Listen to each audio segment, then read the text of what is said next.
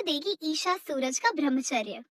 हो जाएगी ताई जी की मुराद पूरी, क्योंकि जल्द होगी ईशा प्रेग्नेंट। जी हाँ दोस्तों, सीरियल में अब आने वाला है एक धमाकेदार ट्विस्ट।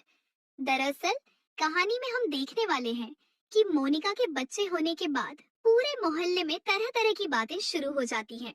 हर तरफ ईशा और सूरज को लेकर कानाफूसी होने लगती है।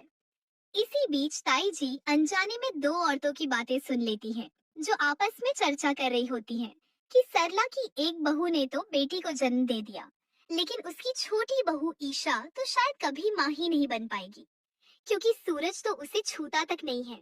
लगता है सरला ने ही अपने बेटे को सिखा रखा है।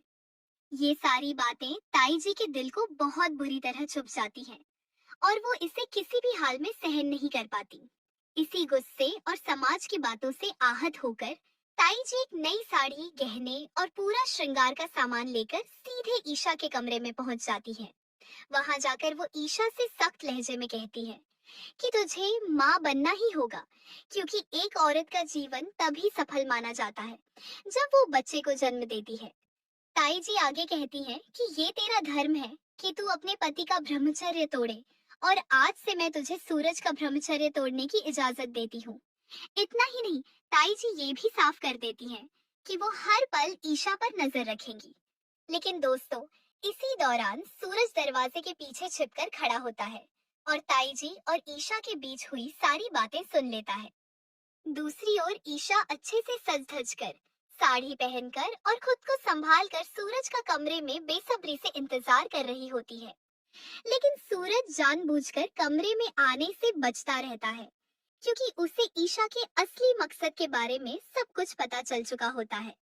हालांकि ताई जी की कड़ी डांट के कारण सूरज मजबूरी में कमरे में जाने के लिए तैयार हो जाता है। कमरे में पहुंचते ही ईशा सूरज का हाथ पकड़कर उसे बिस्तर पर बैठा लेती है और प्यार भरे लहजे में कहती है, सूरज, कल मैंने तुमसे कुछ मांगा था। सूरज अंदर ही अंदर घबराया हुआ होता है। उसका चेहरा उतरा हुआ नजर आता है, लेकिन फिर भी वो हिम्मत जुटाकर बोलता है, हाँ, हाँ बोलिए, क्या चाहिए आपको। तभी ईशा उससे कहती है कि उसे माँ बनना है। ये सुनते ही सूरज के पैरों तले जमीन खिसक जाती है।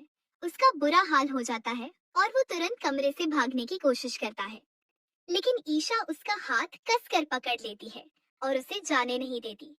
वहीं दोस्तों, दरवाजे के बाहर ताई जी भी पूरी बातचीत कान लगाकर सुन रही होती हैं, क्योंकि वो चाहती हैं कि ईशा जल्द से जल्द मां बने और घर में किलकारी गूंजे। इसके बावजूद सूरज बार बार ईशा से दूर भागता हुआ नजर आएगा और खुद को ईशा से बचाने की कोशिश करेगा। अब सवाल ये है कि क्या ईशा सूरज को मना पाएगी या फिर सूरज अपने फैसले पर अड़ा रहेगा। आपको क्या लगता है आगे क्या होने वाला है? अपनी राय हमें कमेंट में जरूर बताइए। और दोस्तों, आपका एक लाइक हमारे लिए बहुत मायने रखता है, इसीलिए अगर आपको ये वीडियो पसंद आई हो तो लाइक जरूर करें और चैनल को सब्सक्राइब करना बिल्कुल न भूलें।